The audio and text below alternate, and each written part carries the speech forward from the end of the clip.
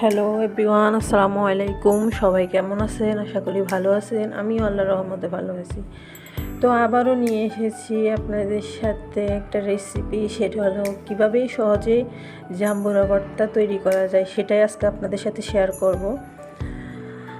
তো প্রথমেই বলি, এই জাম্বুরাতে আছে vitamin C, vitamin V, vitamin C, যা আমাদের দাঁতের জন্য অনেক উপকারী। তো যাই হোক, এখন আমি জাম্বুরাটা খোসা ছাড়িয়ে নিচ্ছি। এই যে দেখেন, আমার জাম্বুরার খোসা ছাড়ানো শেষ। এখন আমি এখানে মাঝখান দিয়ে একটু কেটে তারপরে দুইটা ভাগ করে নিয়েছি। এখন একটা একটা পিস করে সবগুলো পিস আমি নিয়ে নেব একটা প্লেটে।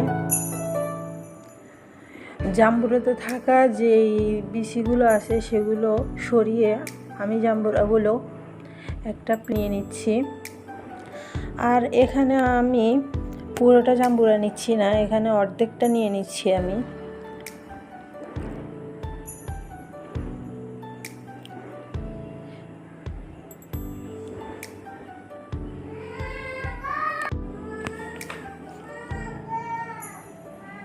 এরপর দেখেন, আমার জাম্বুরাটা নেওয়া শেষ।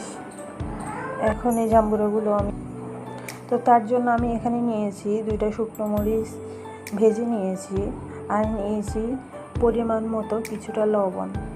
এখন এগুলো একটু গুঁড়ো করে নেব। লবণ আর শুকনো মরিচগুলো একটু গুঁড়ো করে নেব।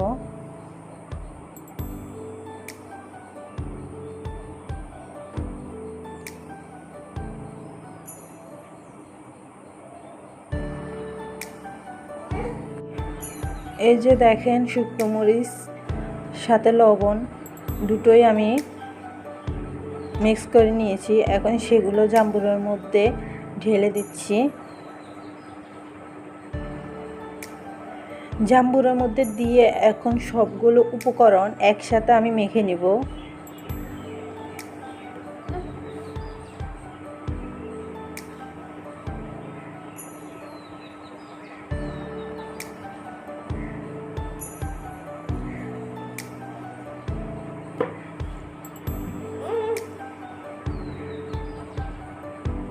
এই যে দেখেন, ফাইনালি আমার জাম্বুরা ভর্তা রেসিপিটা হয়ে গেল।